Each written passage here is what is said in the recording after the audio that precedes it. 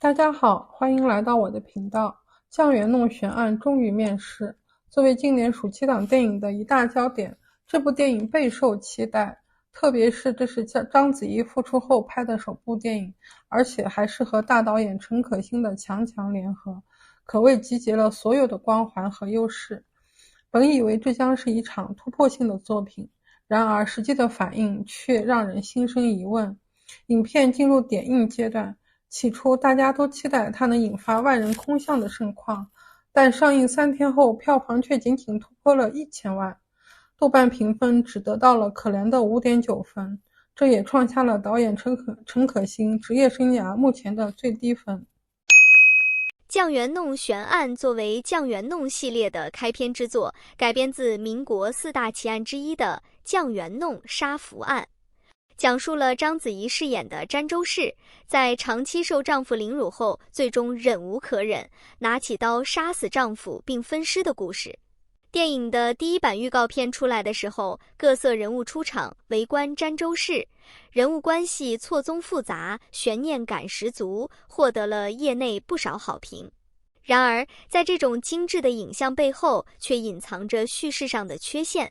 导演用了各种极具仪式感的影像手段去呈现这段民国4大奇案之一，却唯独没有好好讲故事。如果观众是奔着悬案来到影院，想看到一个充满悬念的杀夫案故事，大概率是要失望的。这个民国时期的酱园弄杀夫案本身没有太多悬念，影片也没有在悬念上做文章，更多的是强化了一种视觉奇观。酱园弄的剧本导致了创作方向上的迷失，既想要女性主义，又想要加入对时代的观察和众生相的塑造、表达和视角上的野心，使得悬案本身变得支离破碎。所谓的女性主义，全是直白的台词轰炸，强行塞给观众，生怕观众不知道这是一部女性主义题材，生怕观众不感动。完全就是灌输完苦难，再给观众来一通女性宣言，技巧粗暴，毫无韵味可言，所以也谈不上什么感动。章子怡的表演是本片一大亮点，但詹周氏相较于章子怡以往那些出彩的角色，也明显缺乏层次。当然，这主要是剧本的问题。詹周氏戏份虽多，但功能单一，角色扁平，所以表演空间就相对有限，给人一种单一和干瘪的感觉，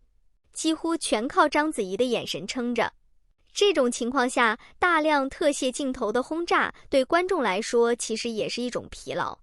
最让人失望的是，影片对于詹周氏内心活动的描写几乎没有，角色的情感转变也显得十分突兀。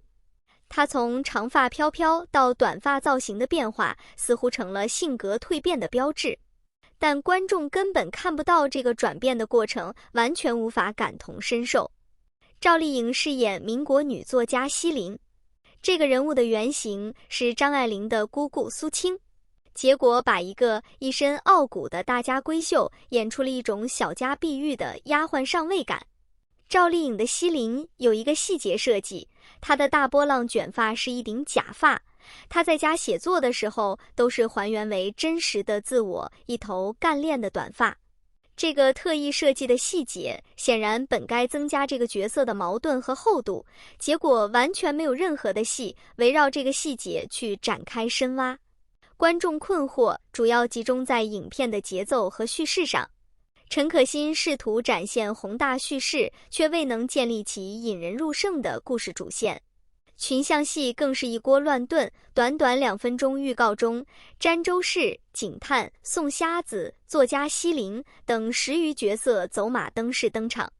这种用明星特写替代角色塑造的操作，使得每个演员都像是被强行安插进故事的 NPC 角色，在合力上演一出拼盘式剧本杀。明星多，片酬自然高，成本也会水涨船高。这就相应压缩了电影在制作上的预算，可能会影响成片质量，并且全明星阵容也会给拍摄和制作带来创作以外的麻烦。前不久，在上海国际电影节上，陈可辛曾提及《酱园弄》中的26个演员，每人5至8天档期，天天有人进出。定妆最难，平时只要搞定3、5个大明星，这次要让26人都满意。明星云集，档期协调难，还可能带来影片遭受不必要的舆论风险。部分明星的角色番位、镜头描述、演技表现等都会被粉丝拿来比较放大，为饭圈文化之间互相攻击授以把柄，对影片的宣传和口碑带来一定负面影响。靠堆砌明星玩砸的电影早有前车之鉴，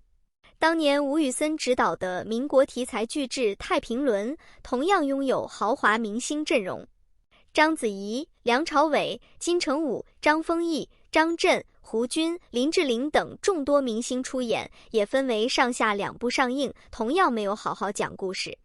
最后约6亿元人民币的总投资，仅换来约2.5亿票房，口碑同样遭受网友各种口诛笔伐。这样的例子还有很多，比如中外明星扎堆的《图兰朵》、《魔咒缘起》、长城被骂成神作的《天机》、《富春山居图》、《摆渡人》等。以上影片早已印证了堆砌明星不等于好电影的残酷现实，堆砌明星也救不了中国电影。当资本为了追求商业效应，过度依赖明星流量与营销话题，而忽视剧本打磨与导演掌控力时，再耀眼的星光也难掩作品的苍白。今天的视频就到这里了。电影市场从来都是一个充满变数的地方，一部作品的成败受多方因素影响。但无论如何，电影的核心终究还是故事本身。一个好的故事加上真挚的情感表达，才能真正打动观众，获得长久的生命力。你对这部电影有什么想说的吗？欢迎在评论区留下你的观点，我们一起讨论。别忘了点赞、分享并订阅我的频道，我们下期再见。唱歌的就得嗓音甜，喝酒的就得会划拳，打麻将就得会算账啊，好丈夫就得是妻管严呐啊。